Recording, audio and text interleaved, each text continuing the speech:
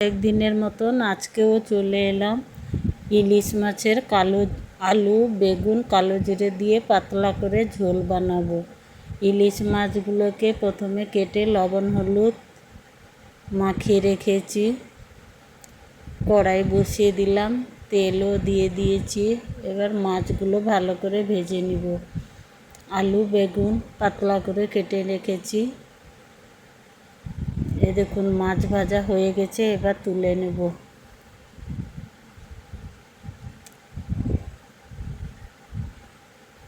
ওই তেলের মধ্যে কালো জিরে ফোড়নে দেব।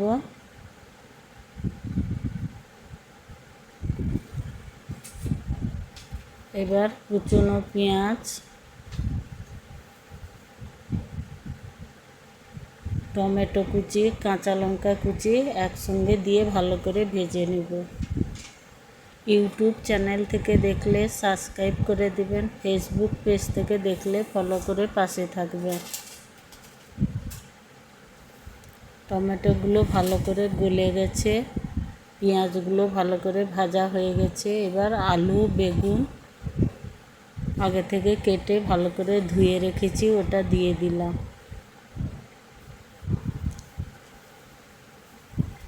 পরিমাণ মতন লবণ হলুদও দিয়ে দিব, দিয়ে একসঙ্গে ভালো করে কষিয়ে নেব।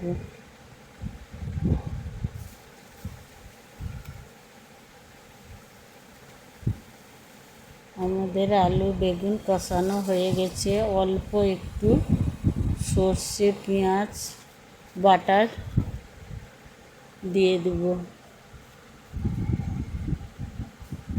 এবার পরিমাণ মতন জল দিয়ে দিব, ভালো করে ফুটিয়ে নিব। ভালো করে ফুটে গেলে মাছগুলো দিয়ে দিব।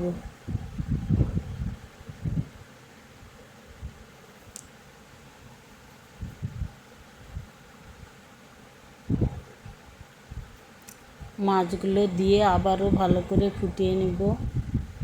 আমাদের আলু সেদ্ধ হয়ে গেছে, বেগুনও সেদ্ধ হয়ে গেছে। এই দেখুন আমাদের ইলিশ মাছের কালো জিরে আলু বেগুন দিয়ে পাতলা ঝোল সম্পূর্ণ তৈরি হয়ে গেছে।